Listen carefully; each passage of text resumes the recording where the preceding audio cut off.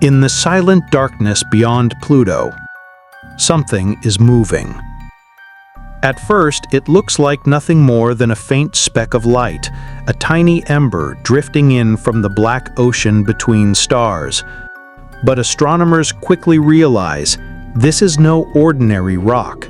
It is a visitor, a messenger from another star system, only the third interstellar object ever discovered, after the mysterious Oumuamua in 2017 and Borisov in 2019. Now, in the summer of 2025, the universe has delivered a new cosmic wanderer. It begins quietly, with a telescope in Chile picking up a faint, ghostly signal.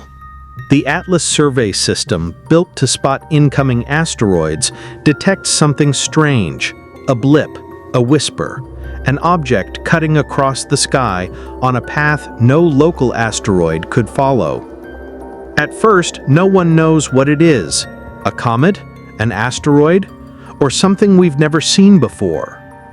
The next day, the truth is confirmed. Its orbit is hyperbolic, meaning it does not belong to the Sun. This is 3I Atlas, I for interstellar, a frozen traveler from a distant star system, now sweeping through our solar neighborhood. So, should we be worried? The answer is no. 3I Atlas will never come close to Earth. Its closest approach will be about 150 million miles away, farther than Mars. Safe. But that doesn't mean it's unimportant. For scientists, this is gold. This is an opportunity to study matter born around another star, an alien comet drifting right through our backyard. Here's what we know so far. It may be 9 to 12 miles wide, larger than either Oumuamua or Borisov. When spotted, it was already moving at over 140,000 miles per hour, faster than any ordinary comet from our system. And it isn't dead rock. It's alive with activity.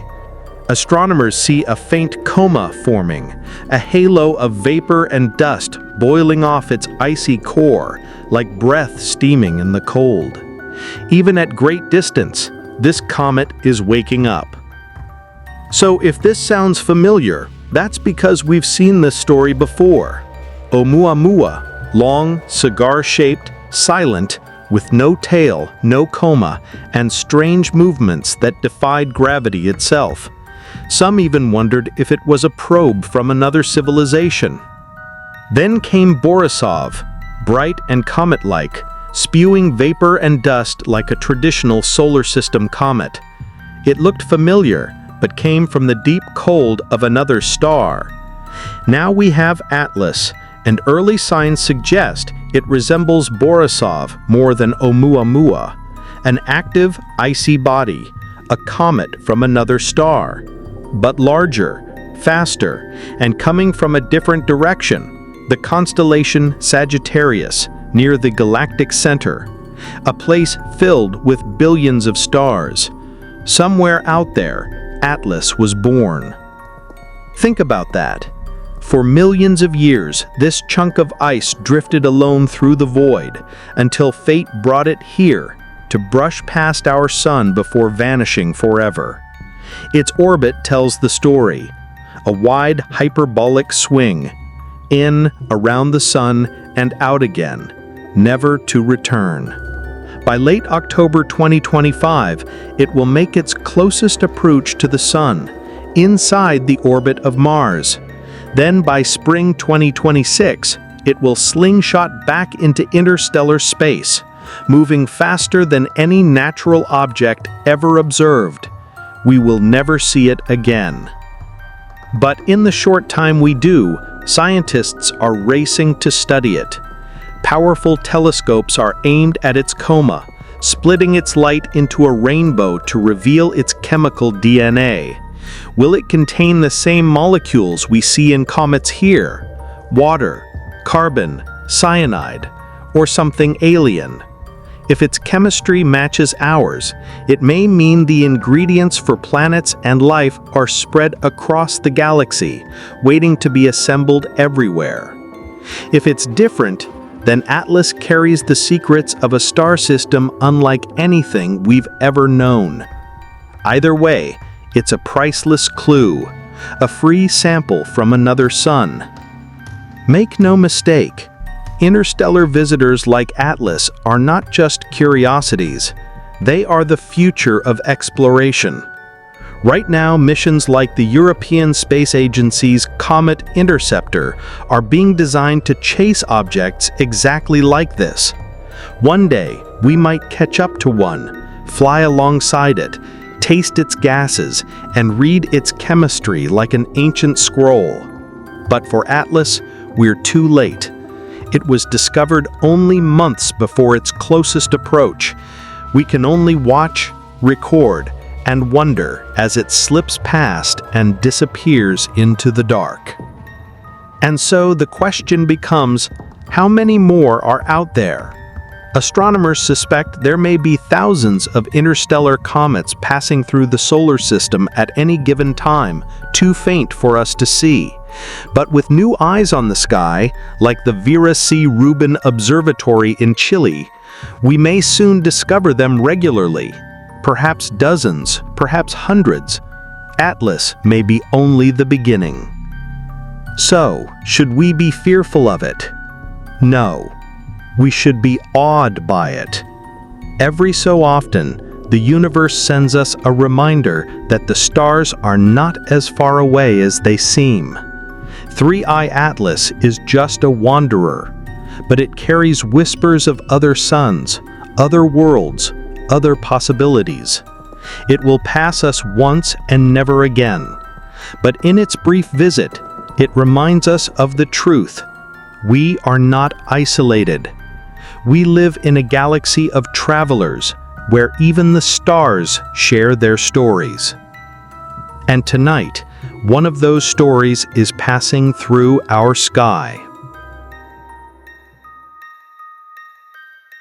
Turned its gaze to other worlds. The last return of lunar samples by the Soviet Union's Luna 24 mission in 1976 marked the end of an era. Then, almost overnight, the lunar race resumed. SpaceX rockets soared into the skies. NASA developed the Artemis program to return astronauts to the moon. And China quietly ventured where no nation had ever gone before. Whispers began about strange discoveries on the far side of the moon. What was truly found beneath its silent dust? And why is everyone racing back? To understand this, let's look at the context. China's lunar exploration is relatively recent, beginning in the early 2000s under the China National Space Administration, CNSA. They designed an ambitious step-by-step plan known as the Chang'e program, named after the Chinese moon goddess. Chang'e 1, launched in 2007, was China's first lunar orbiter. It created a 3D map of the entire moon and analyzed soil composition. Importantly, its instruments detected signs of helium-3 in the lunar regolith, a rare isotope that could fuel future nuclear fusion reactors.